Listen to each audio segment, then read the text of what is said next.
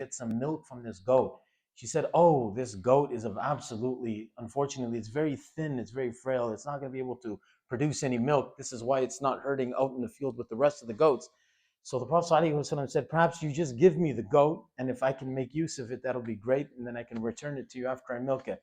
She said, I don't think it's going to be able to produce a single drop of milk. He said, okay, let me try. So she gives the Prophet ﷺ the goat. Imam Bukhari rahimahullah mentions this in his Sahih. And the Prophet ﷺ recited Bismillah. And he placed his hands, his noble, auspicious, beautiful hands on the udders of this animal, and it started to produce milk. And the Prophet ﷺ filled one bowl completely with milk.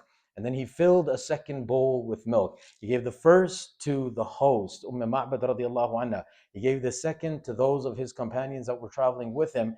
And then he, being the Sayyidul Awwaleen wal Akhirin, then he himself, sallallahu alayhi wasallam, drank last. And before he left one entire bowl of milk with Ma'bad radiallahu anha as well. And then the Prophet sallallahu alayhi wasallam returns the goat, and he makes dua for her. She embraces Islam right there and then, and she pledges her allegiance at the hands of the Rasulullah sallallahu alaihi wasallam, but not physically. The Prophet sallallahu alaihi wasallam never touched the hands of any woman, so she pledges her allegiance as well. After this, later on that evening, Abu Ma'bad returns home, and he sees this startling spectacle. What is it? It's a bowl of milk, but to them, that's wow. So she says to Ma'bad, where did this come from? She says, let me tell you something, honey. A man came today, and through the divine blessings and barakah of this man, wow, it goes like this. And she narrates this entire incident to her husband. He's amazed. He says, wow, tell me some more about this man. She explains, or she describes to him, his appearance, his nobility, his dignity, his awe-inspiring nature. He says, oh, I know exactly who you're talking about. This is that man from the Quraysh. This is that man. I need to go to him myself. And so he does. There are other miracles that take place at this time as well in Mecca while this incident took place. They continue to move ahead in the journey. They come to a man, and this man was one day he was just chilling in his spot. He was sitting where he sits all the time, relaxing. And a man came to this man. This man's name is Suraqa bin Malik bin Jush'am. A man came to Suraqa bin Malik to ask him. He says, I saw a few people moving in a certain direction along the coastal route.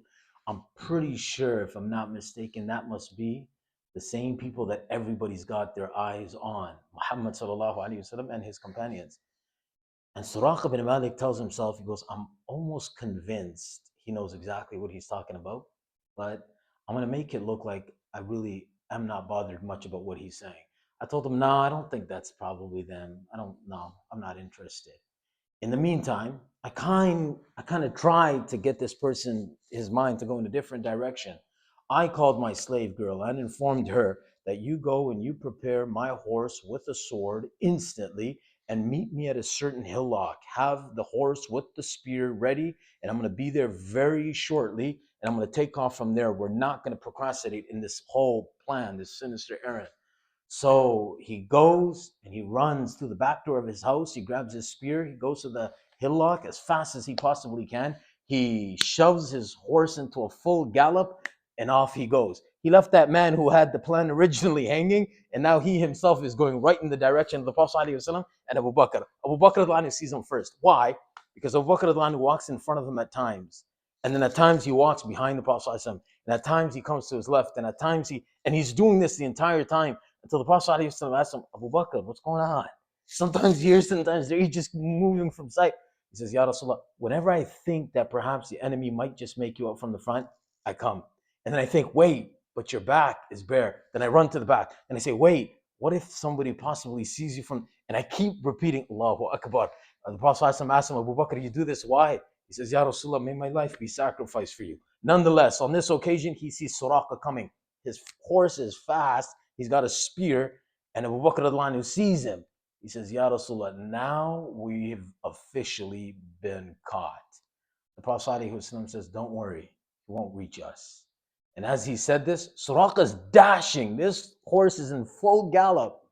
The horse starts to, in the rocky ground, it starts to go down. It starts to like quicksand, just up to its knees, according to one narration, up to its stomach.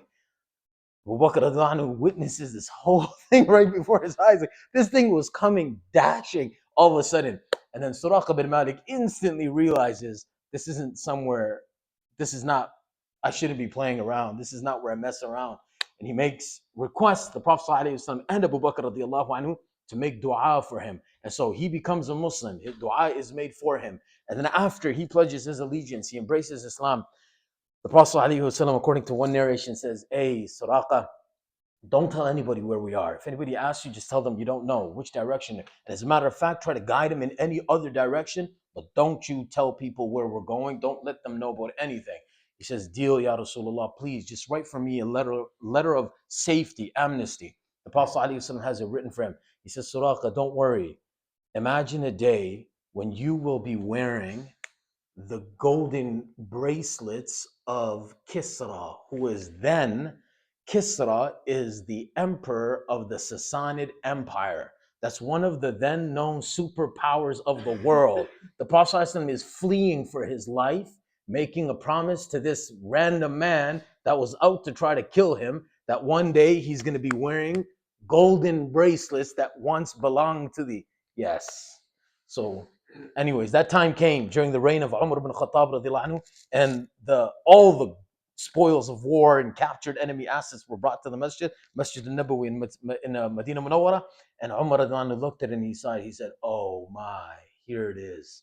Sadaqa Rasulullah sallallahu alayhi wasallam." He said, "Go call Suraqa someone." Suraqa was brought. He said, "Hey, the Prophet sallallahu alayhi wasallam had made you that promise. Do you remember? Here it is." And the rest of it was distributed. And then after this, the Prophet ﷺ and Abu Bakr radiallahu anhu, they continue to move ahead until they meet a man by the name of Burayda Aslami. Again, Abu Bakr radiallahu anhu, he says, "Ya Rasulullah." He's worried, naturally, they're humans. He says, "Ya Rasulullah, it's not looking good for us. Here comes another one." The Prophet ﷺ says, "We'll be just fine." The man comes to the Prophet ﷺ, he says, "What's your name?"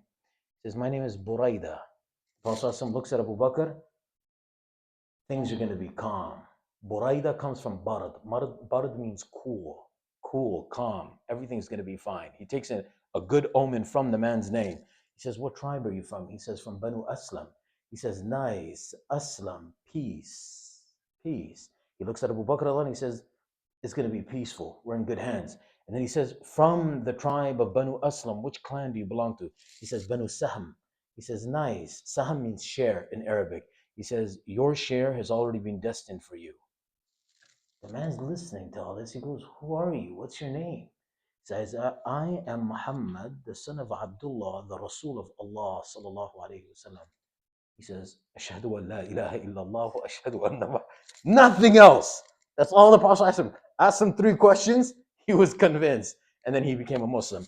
And then the Prophet ﷺ and Abu Bakr and the rest of the little group, they continue to move forward until they come close and close. And the people of the Banu Najjar tribe, every morning they come out and they're just waiting on their rooftops. When is that day going to come? They knew that he was coming. It was inevitable, but they didn't know exactly what day he was going to land. And they're waiting and waiting and waiting until finally he sallallahu alayhi wasallam came. We'll continue from here tomorrow.